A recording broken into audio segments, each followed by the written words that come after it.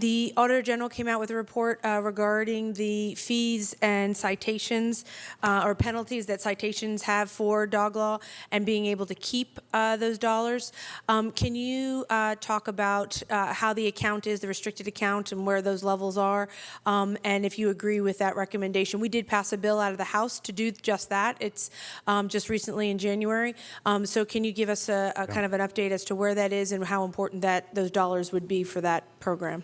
Yeah, thank you. Thanks for bringing up the dog law issue and very specifically on the fund and the legislative action there.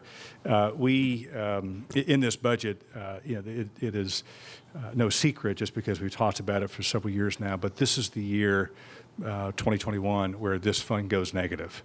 Right, and we've found creative ways by not filling and squeezing and all of that, but we're out of those options now. So we're proposing a fee increase for the first time since 1996. So that's a piece of it. The other piece that you note is the retention of fines and penalties, and the percent that has currently gets transferred. We need to retain every dollar we can. That's the point, right? So I think we think that's a piece of it as well. There's another one just that's related to the change in the fee increase, and that is for proposing to close the gap between the 8 weeks the 8 weeks and the 3 months. Now you can you're not required to license until the 3 months, but you can sell at 2 months. Right, and we think that's one of those things that's been pointed out by many is why don't you make those consistent? If you can sell the dog, license the dog at point of sale.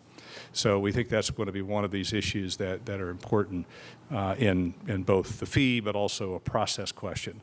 But to the point of the Auditor General, he's spot on. I mean, I think his report was completely consistent with what we have seen and the management changes we've made, but his calling out of the need for fees and some administrative change are the right things. Okay, and two other things with the increase in fee that you're requesting are those dollars going to enforcement?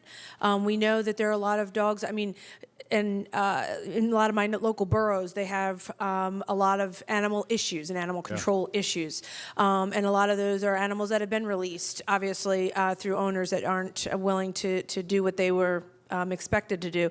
So question is, will these dollars go to better enforcement? And also, what outreach is being done to our local municipalities and helping them with animal control, as well as the fact of educating, those that are getting animals and how they have to be licensed? Yeah, no, it's a great question, right? So we spend a lot of time chasing dogs, which is a problem for us, just because the expectation is the department, gets the call.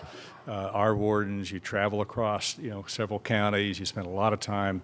Again, there are three very intentional pieces to this with the fee increase. One is to fill the complement. Where we've got gaps in just the dog law wardens in Pennsylvania. That's long-standing. We shift them around, but we need to fill those vacancies. Two, we think part of the issue is going back to where we were with being able to support the local shelters and providing some grant activity for them to continue to keep the lights on, as they were called. They were keep the lights on grants. Just because if you don't have the local shelter, then you take possession of the dog, you go to another county or somewhere that does. That is a real problem for us, right? And so we spend a lot of time. And then you get all of the third point is just making sure that we can do what I think is expected inside the dog law from an outreach and education, a public protection, manage these 600 dangerous dogs that we have to keep track of, deal with the kennels and the shifting kennel activity and shelter activity is part of that. But you can't do it without money. The revenue increase would be about $2.8 million with the fee increases that were proposed. Again, the first time since 1996. But it's all about the resources, and then we can fill with some certainty these vacancies. And that's what I'll hear back from my local municipalities, and the fact of they will try, if they do catch something, an animal, in this case a dog, the ownership of that, and I don't mean by the person who actually owns a dog, but just who's going to pay for the services is a lot of their dilemma.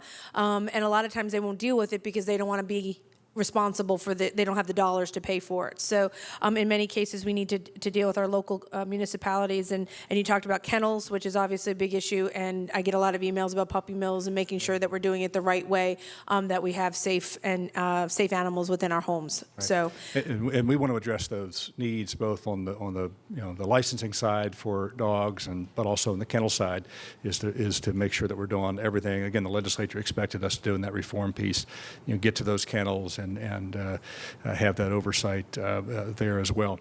When the local municipalities and the shelter takes one of these dogs that we pick up and provide to the shelter, we pay them $40.